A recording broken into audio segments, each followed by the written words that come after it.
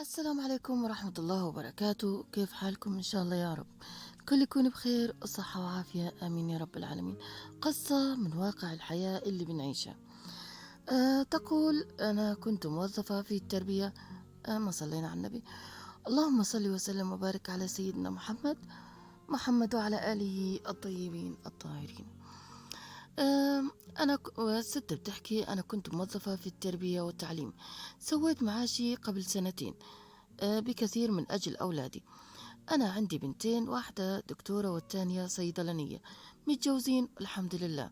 كل واحدة فيهم سعيدة في بيتها، والحمد لله إني كملت واجبي معاهم بكل حب وحنان. أبوهم توفي ويدوب كان عمرهم 11 سنة. رفضت أتجوز آه، بعد أبوهم ما راح.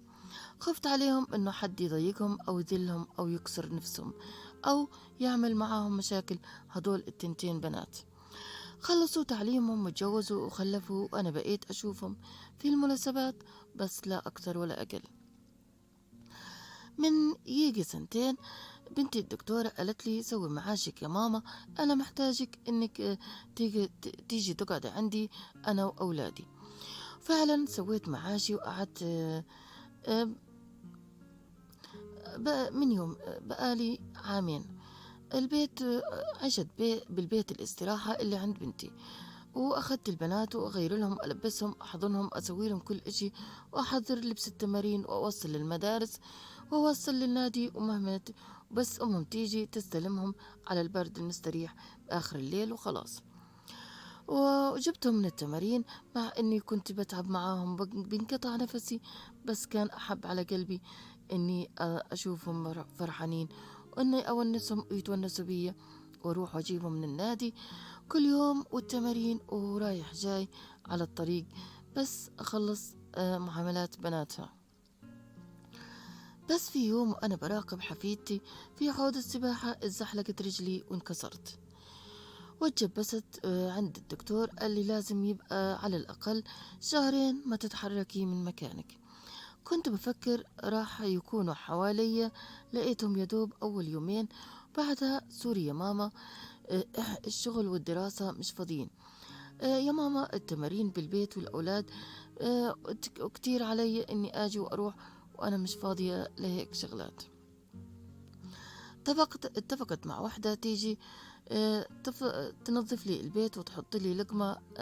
بس صعبت علي نفسي إنه جابوا لي واحدة غريبة وبناتي التنتين عايشات. أنا ياما خدمت، ياما ربيت، بس الباين ما ثمر بيهم. كل ما أحس بالوحدة أقول: طيب حتى أحكي معاهم في التلفون. ألو يا ماما، يقفلوا بسرعة: يا ماما راح نحكي معاكي بعدين، مش فاضيين، عنا شغل كتير. معلش يا ماما أنا بالسوق، معلش يا ماما أنا مش فاضي، راح أحكي معاك لما أوصل البيت. يا ماما، شو لازمك بهالوقت؟ انت بتتصلي بينا بنص الليل ليش؟ ويقفلوا السماعة من غير حتى كلمة سلام. ويمر أسابيع ما أشوف أحد فيهم.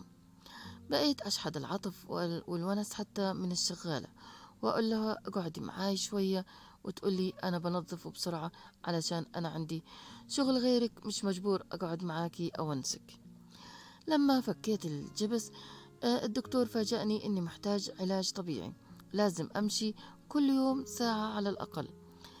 المهم لم أجد من سند أستند عليه، توكلت على الله وهو سندي ومليش غيره، والنعم بالله العلي العظيم، واعتمدت على نفسي وعلى عكازتي وعلى ربي قبل كل شيء.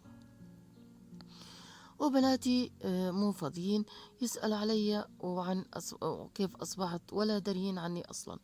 كنت كل يوم أخذ عكازتي وأنزل أتمشى فيها وأجيب طلباتي على قدي أنا بالبيت لوحدي. في يوم وأنا بتمشى قابلت زميل إلي قديم كان معايا في الشغل، لكن انقطعت علاقتي بيهم قبل بسنوات، وأولادي تركوني وهجروني، وعايشة أنا لوحدي، وهم كمان أولاده تركوه، هو عايش لوحده. وطلب مني الزواج وقال لي نتونس ببعض بدل ما إحنا كل واحد فينا قاعد لحاله، ولو حد فينا مات حيلاقي حد جنبه بدل ما يموت وحده ومحدش يحس فيه ويفضل لوحده ميت في البيت. فتحت بناتي بالموضوع وصدمني رد فعلهم. بنت الدكتورة قالت لي انت جننتي، انت تهبلتي بعد العمر ده كله، رايحة تحكي لي بدك تتزوجي بدل ما تعيشي معاي وتشوفي طلباتي وطلبات بناتي. انت كبرتي وخرفتي، لو عملتيها راح أحجر عليكي وأحبسك في البيت مثل القطط، لا خروجة ولا دخول ولا حتى تشوف الشارع. والآخر قالت لي راح أقطع صلتي فيه، والتاني راح قالت لي راح أقطع صلتي فيكي وأتبرى منك وأقول إني أمي ماتت مليش أم، خلاص أمي اتجننت وماتت وما راح تشوفيني ولا تشوفي أولادي تاني. وأنا احترت واحتار دليلي، هل أنا غلطانة؟ هاي الست بتحكي، هل أنا غلطانة أتزوج ولا بناتي يحجر علي وأفضل بالبيت لحالي وأموت ولا حد يداري بيا؟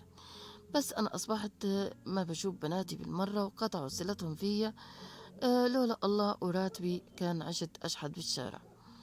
والله واستخرت ربي وربي آه، أمرني ربي يعني ريح لي نفسيتي ووافقت على الزواج، وعشنا أنا وياه ببيت مرتاحين وبنونس بعض ونحكي مع بعض، نضحك مع بعض وننام مع بعض، ومش محتاجة أي شيء منهم. بناتي قطعوا صلتهم بيا، وأنا هلأ بستنى ومش عارفة هم رايحين يحجروا علي ولا رايحين يتبروا مني. بس أنا والله عايشة مبسوطة مع الرجل اللي اختارني بهالعمر. ولا حول ولا قوة إلا بالله العلي العظيم. هاي حكايتي يا بنات. مش عارف شو رأيكم بهاي الحكاية. الست يعني لما تربي بناتها وتعيش لهم خدامة مش بكفي، عاشت كل عمرها تخدمهم، بعد ما يتزوجوا هم بدهم دادة تكون هي أمهم، تكون هي الدادة إلهم. عيب، عيب أقسم بالله. زي ما فرحتوا زي ما ربتكم الجنة تحت أقدام الأمهات يا بنات. عيب لما الأم تكمل واجبها معاكم بعدها لسه صغيرة لسه بتنحب وبتنخطب، خليها تعيش حياتها. هاي كانت قصتنا لليوم، بستنى رأيكم فيها. كانت معكم ريتا جمال، بحبكم بالله، صلوا على النبي كثير. اللهم صل وسلم وبارك على سيدنا محمد وعلى آله الطيبين الطاهرين.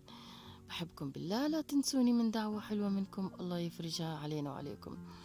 السلام عليكم ورحمة الله وبركاته. سلام.